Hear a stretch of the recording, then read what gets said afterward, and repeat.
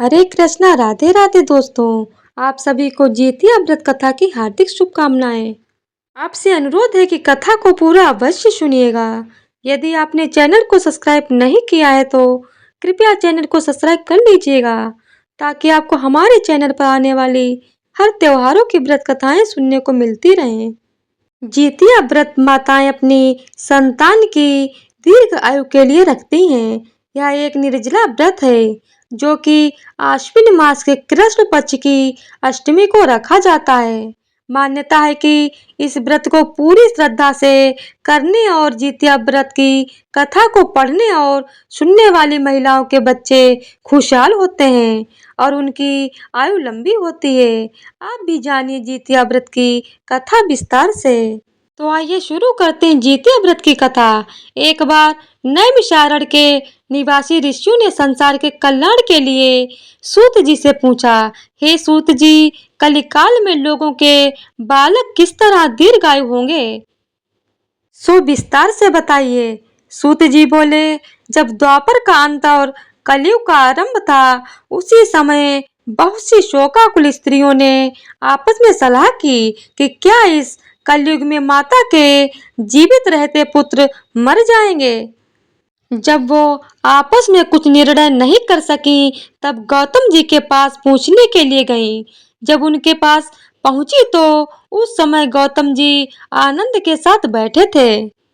उनके सामने जाकर उन्होंने मस्तक झुकाकर प्रणाम किया।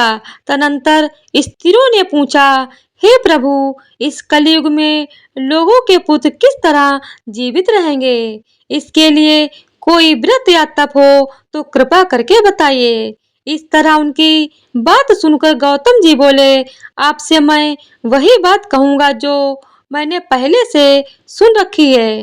गौतम जी ने कहा, जब महाभारत युद्ध का अंत हो गया और द्रोण पुत्र अश्वत्थामा के द्वारा अपने बेटों को मरा देखकर सब पांडव बड़े दुखी हुए, तो पुत्र के शोक में व्याकुल होकर द्रौपदी अपनी सखियों के साथ ब्राह्मण श्रेष्ठ धौम्य के पास गईं और उसने धौम्य से कहा, हे विपेंद्र, कौन सा उपाय करने से बच्चे दीर्घायु हो सकते हैं?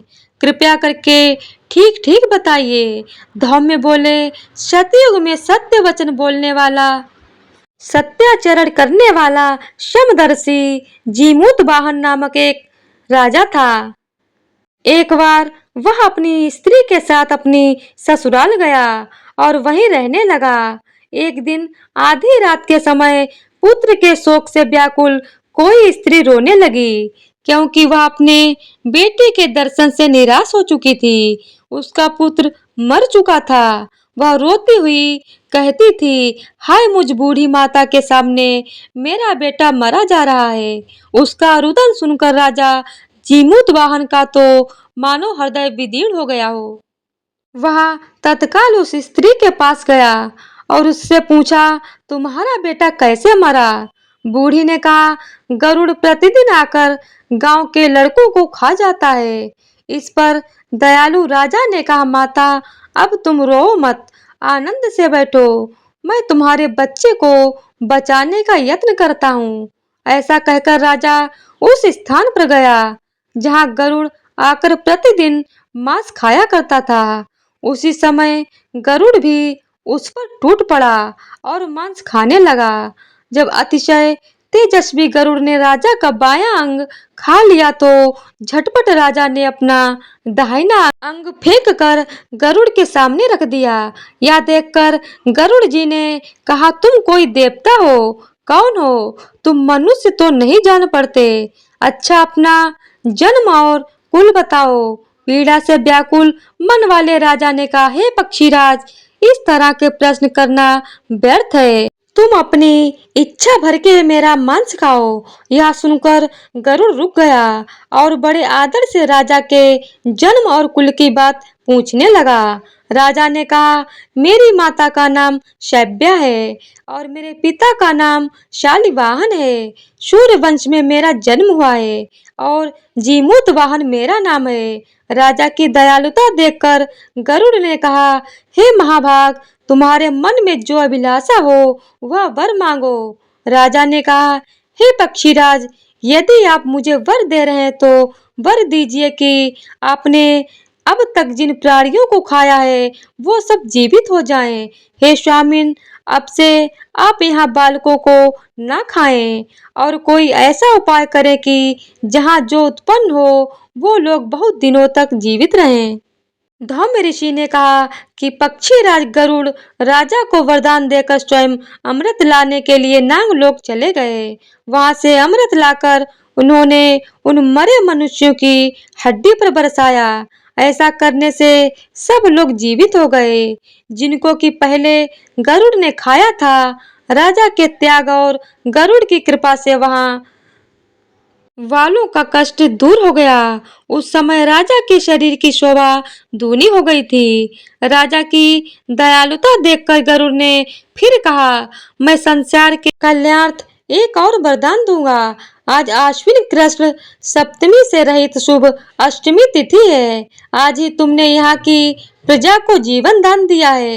हे वत्स, अब से यह दिन ब्रह्म भाव हो गया है जो मूर्ति भेद से विमित नामों से विख्यात है।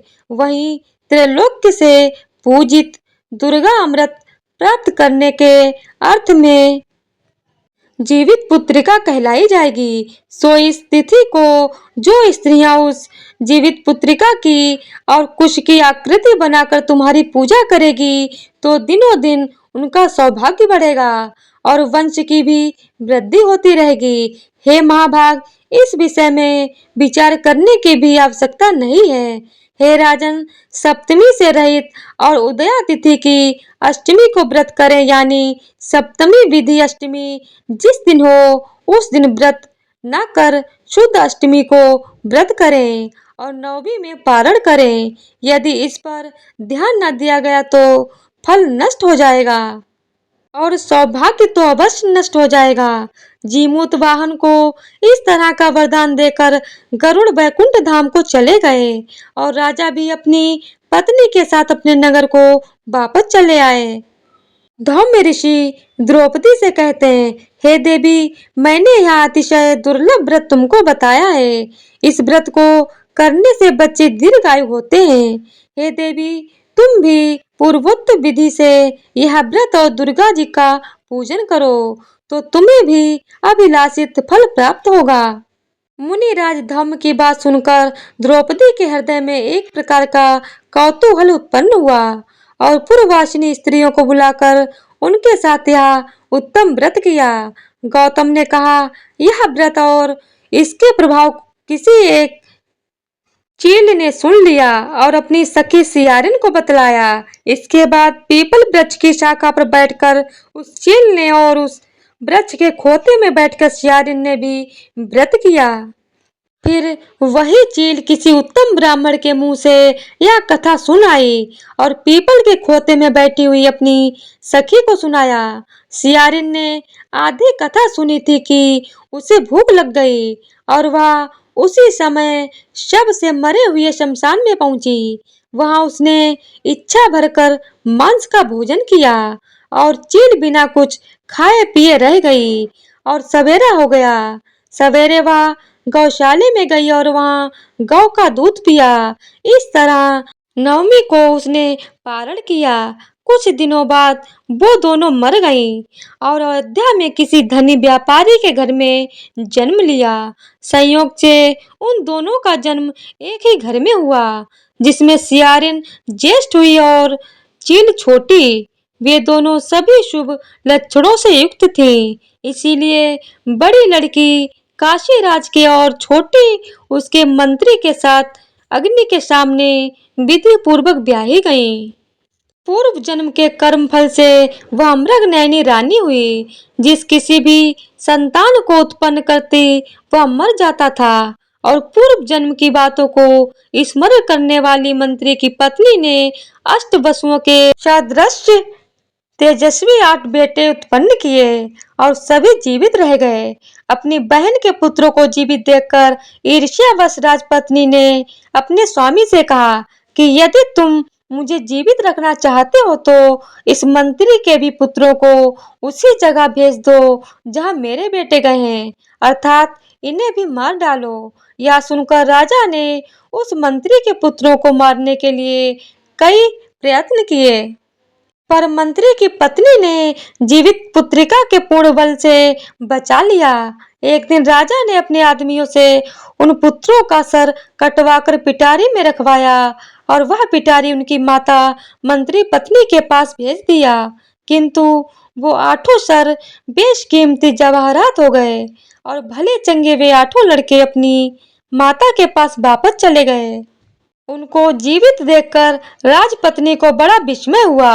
अंत में वह मंत्री की पत्नी के पास आई और उसने पूछा, बहन, तुमने कौन सा ऐसा पुण्य किया है जिससे बार बार मारे जाने पर भी तुम्हारे बेटे नहीं मरते? इस पर मंत्री की पत्नी ने कहा, पूर्व जन्म में मैं चील थी और तुम सियारिन, दोनों ने व्रत किया था। तुमने व्रत के नियमों का भली भांति पालन नहीं किया था और मैंने किया था। इसी दोष से है बहन, तुम्हारे बेटे नहीं जीते हैं। ओ राजरानी, अब भी तुम उस जीवित पुत्री का व्रत को करो तो तुम्हारे बेटे दीर्घायु होंगे। मैं तुम्हें सच सच कह रही हूँ। उसके कथानुसार रानी ने व्रत किया, तभी से उसके कई बेटे सुंदर और दीर्घायु होकर बड़े बड़े राजा हुए। सूत जी कहते हैं कि सब प्रकार का आनंद देने वाला मैंने यह दिव्य व्रत बतलाया है। स्त्रियां चिरंजीवी संतान चाहती हो तो विधि पूर्वक यह व्रत करें।